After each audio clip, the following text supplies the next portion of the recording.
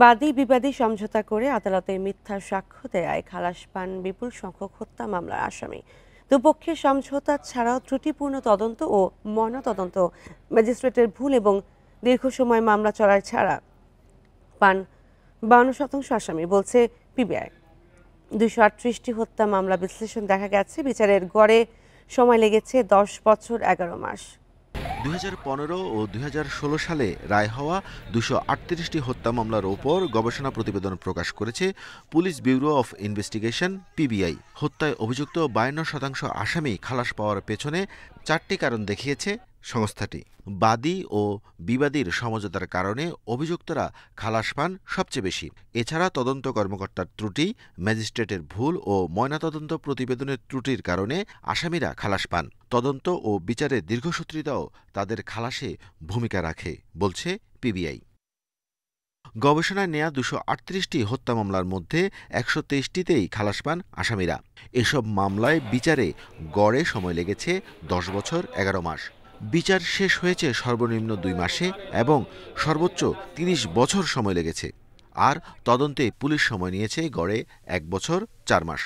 আসামি মৃত্যুবরণ করে, নইলে ভিকটিম মৃত্যুবরণ করে, নইলে সাক্ষীরা মৃত্যুবরণও করতে পারে, ডিক্লাইন করে, তারা অন্যদিকে প্রভাবিত হয়ে যায়, বিচারের আশা থাকে না, কোর্টে যাতায়াতের যেই আগ্রহ সেটা থাকে না। খালাস পাওয়া মামলাগুলোর মধ্যে 47টিতে বাদী বিবাদীর সমঝোতা হয়েছে, বলছে পিবিআই। আরও 32টি মামলা সমঝোতার পাশাপাশি তদন্তে ত্রুটির কারণে ছাড়া পান আসামিরা। সব মিলিয়ে 64% খালাসি হয় বাদী বিবাদীর সমঝোতায়। খুনের মামলায় সমঝোতার আইনগত সুযোগ নেই, তবে আদালতে বাদী ও সাক্ষীরা মিথ্যা সাক্ষ্য দিলে খালাস পেয়ে যান আসামিরা। সঠিক বিচার যদি চায় তাহলে সাক্ষী, বাদী আর আসামি মিউচুয়াল হয় কিভাবে? তারাই তো বিচার চাচ্ছে না। মার্ডার কেস যদি হয়, সেটা যদি হয়, এটা প্রলং করার খুব একটা আমি দেখি না।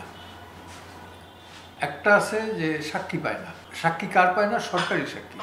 মার্ডার হলে পরে 2টা সরকারি সাক্ষী থাকে, একটা হলো পুলিশ ইনভেস্টিগেটিং অফিসার, আর একটা হলো এমও মেডিকেল অফিসার। দেশে প্রতিবছর 3800 জন হত্যার শিকার হন। সম্পত্তি ও পারিবারিক বিরোধেই সবচেয়ে বেশি হত্যাকাণ্ড। এছাড়া মাদক, জুয়া, আর্থিক লেনদেন, ডাকাতি, ছিনতাই ও রাজনৈতিক কারণে হত্যার ঘটনা ঘটে।